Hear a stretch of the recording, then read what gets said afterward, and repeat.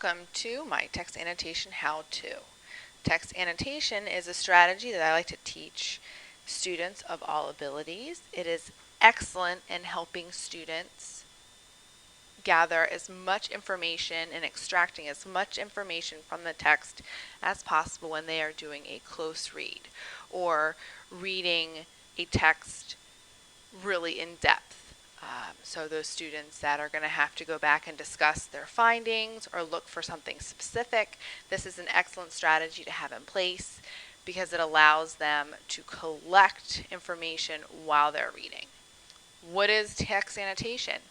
It is just a fancy term for jotting our thoughts down while we're reading, making comments about what we are reading, writing down questions we may have about the text. And those questions can be, I don't really understand what I just read. Those questions can be about maybe what a character has done, why they have done it. And then another example of text annotation is just using symbols, like circling hard words and using funny smiley faces for funny parts. We can do one or all of these while we are reading.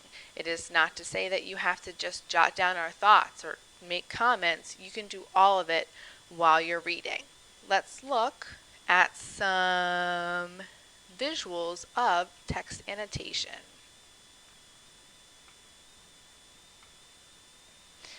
Text annotation examples. This person here looks like a post-it person. They also used highlighting to highlight the important parts. And then my guess is that this person decided to write down comments about the things that they highlighted. You can see, look at all these post-its here. They are post-it happy. This person right here looks like they actually had a copy of the text, so they were able to write directly on it. And they have all these comments here. They even found a word that they didn't know what it meant, nestled, and wrote above it a synonym that they know what that means. Another way to do text annotation is through symbols. So this is just a chart of some examples. You could star the important events. You can underline keywords or details. Check that you understand what's going on. Circle unfamiliar vocabulary words. Or just put question marks that you don't understand. You can use one or all of these strategies. If you only have a text and you can't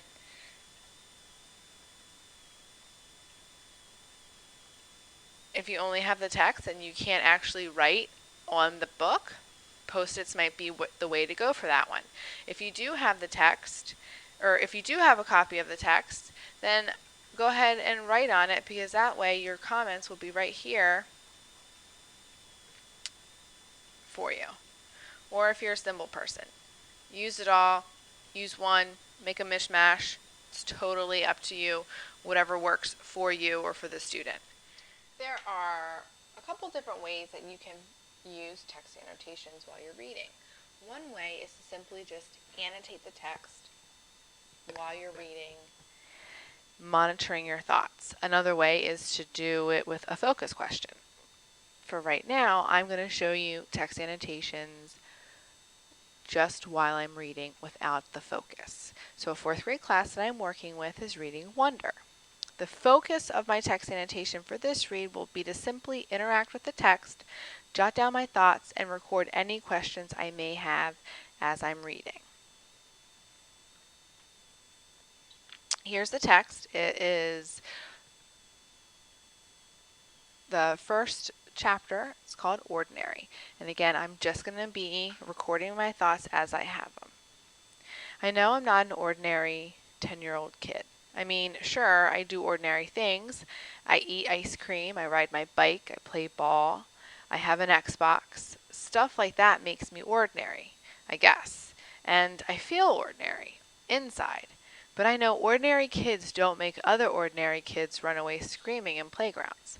I know ordinary kids don't get stared at wherever they go. Why do kids scream? Where'd my pen go? Why do kids scream when they see him?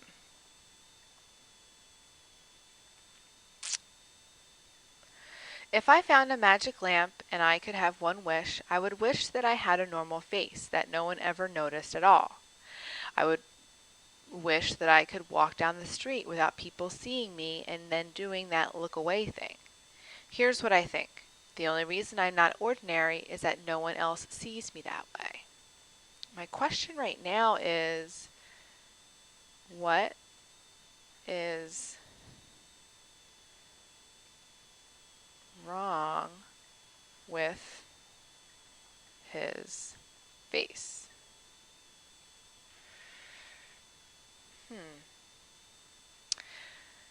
But I'm kind of used to how I look by now. I know how to pretend I don't see the faces people make. We've all gotten pretty good at that sort of thing. Me, Mom and Dad, Via. Actually, I take that back. Via's not so good at it. She can get really annoyed when people do something rude. Like, for instance, one time in the playground, some older kids made some noises. I don't even know what the noises were exactly because I didn't hear them myself, but Via heard and she just started yelling at the kids. That's the way she is. I'm not that way. Via sounds like me. I always stick up for people. Stick up for people. She's a good sister. Good sis. Via doesn't see me as ordinary. She says she does, but I know if I were ordinary, she wouldn't feel like she needs to protect me as much. And Mom and Dad don't see me as ordinary either. They see me as extraordinary. I think the only person in the world who realizes how ordinary I am is me. My name is August, by the way. I won't describe what I look like. Whatever you're thinking, it's probably worse. My first thought, is it really that bad?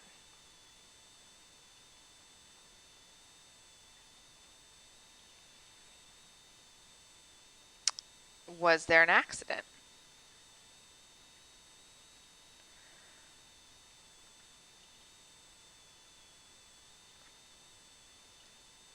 That maybe damaged his face?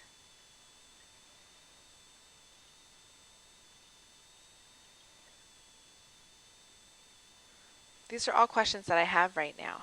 Really, I just want the mystery of what does his face look like? What is possibly wrong with his face to be answered? So there I have shown or modeled for you how I like to do text annotations. A lot of times I'm jotting down my thoughts, making comments, and you saw that I made the comment that I really probably connect well with the sister because she's defending her brother, and that's something that I do a lot of. You saw I had lots of questions, and I jotted down lots of questions that I had as I was going. I did do some underlining, but that is not my preferred strategy.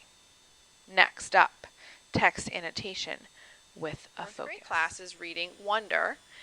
While reading part 1, the students need to think about what they can infer about the character August. The focus of their reading is to collect external and internal characteristics that will help them answer this question. Now, within this lesson, the students have already learned about external and internal characteristics, and now they have to put that into practice. So I am going to read for you page 3 of this text and model how text annotations can be used in the focus of this lesson. All right, so you see here I have the text. I am a post-it person and prefer to have my thoughts all written down. So I'm going to come over here and I'm going to write external, and then I'm going to write internal. And while I'm reading, I'm going to be collecting information that supports external characteristics and internal characteristics.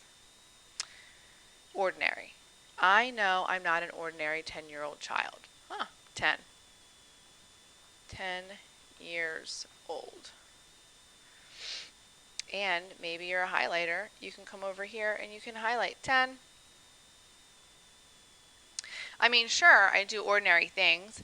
I eat ice cream, I ride my bike, I play ball, I have an Xbox. Stuff like that makes me ordinary. Well, I'm going to stop right there because there's a lot of information that has just been given to us about this character.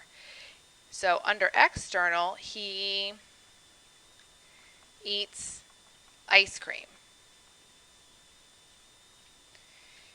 rides bike,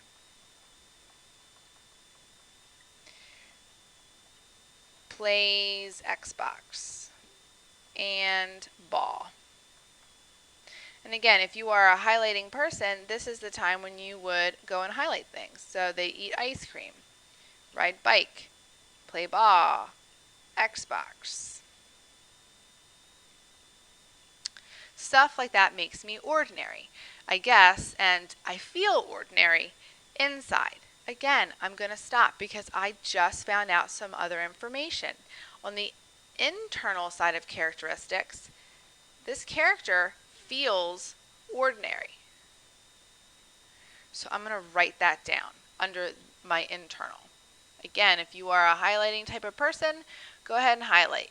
Maybe you'll choose a different highlighting color so you know that this goes under a different category. But I know ordinary kids don't make other ordinary kids run away screaming in playgrounds. I know ordinary kids don't get stared at wherever they go. Again, I'm going to stop because I just learned some more internal things. This character knows he makes kids scream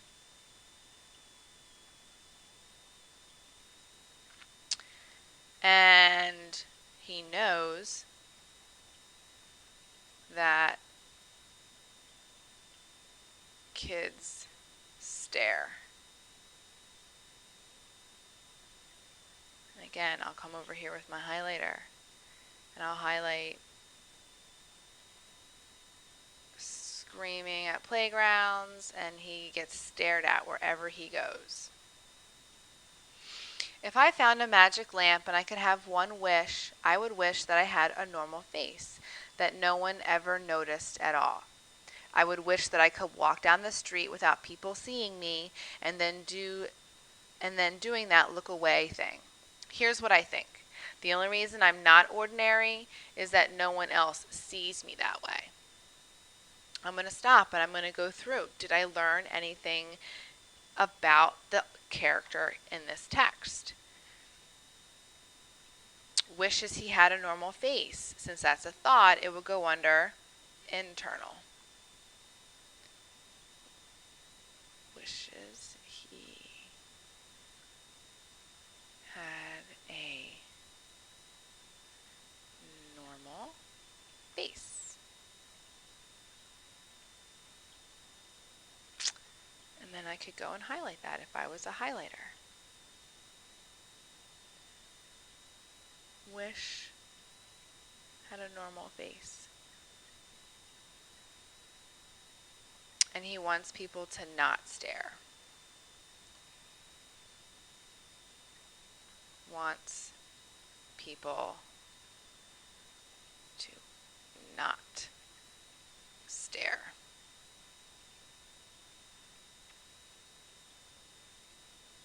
Go through and we'll highlight.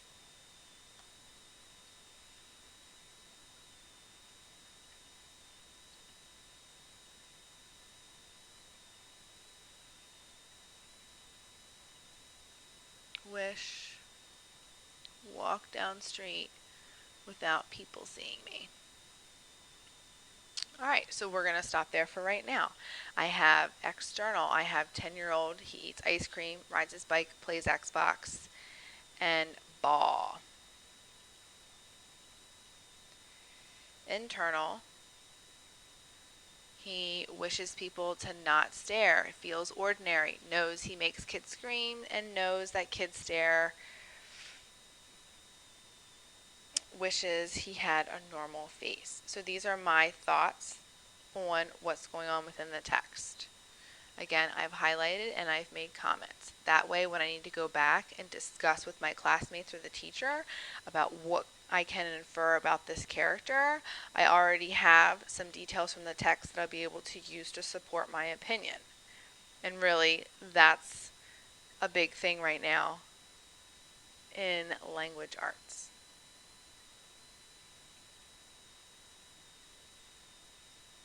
So again, text annotation is a strategy that helps us with jotting down our thoughts, making comments about what we're reading, writing down questions we may have, and using symbols. You can use one, you can use all, you can use a mismatch. It's really about using the strategy that works best for you and gets the job done.